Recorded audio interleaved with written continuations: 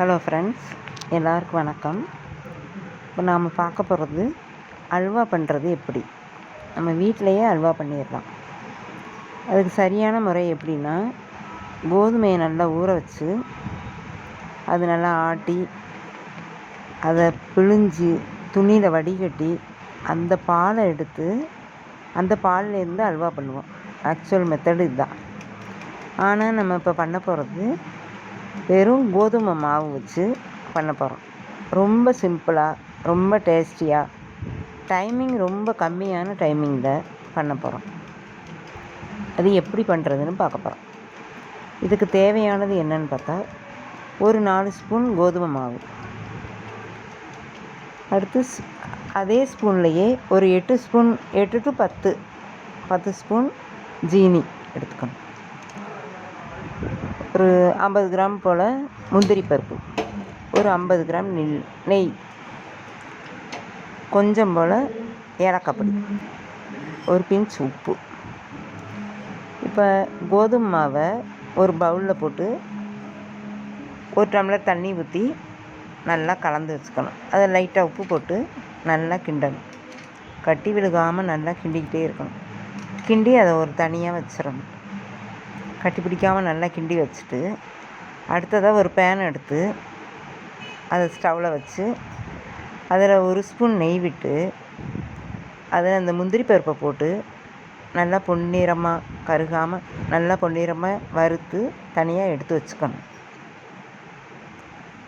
அந்த பேன்லையே நம்ம கரைச்சி வச்சுருக்கோம் இல்லையா கோதுமை மாவு, அந்த கரைசலை அதில் ஊற்றணும். அது நல்லா தண்ணியாக தான் இருக்கும். நல்லா கிண்டிக்கிட்டே இருக்கணும். நல்லா கிண்ட அது நல்லா திக்காயிரும்.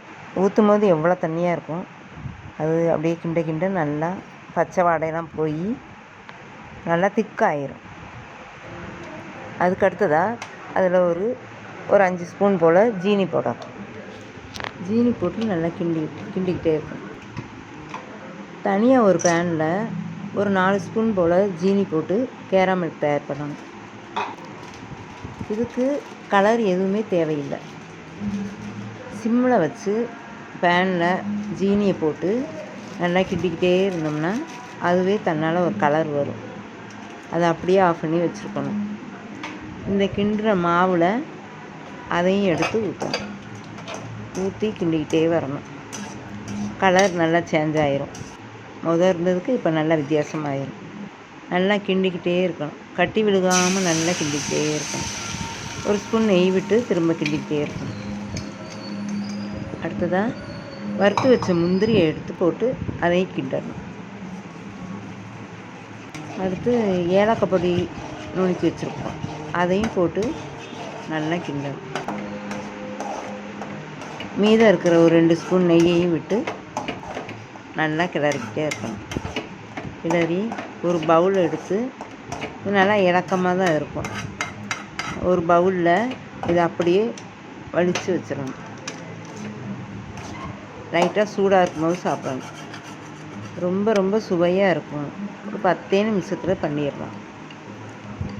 இது குழந்தைங்க நல்லா விரும்பி சாப்பிடுவாங்க. நமக்கு கடையில் போய் அது எப்போ பண்ணுறாங்களோ எப்படி பண்ணுறாங்களோ நமக்கு தெரியாது.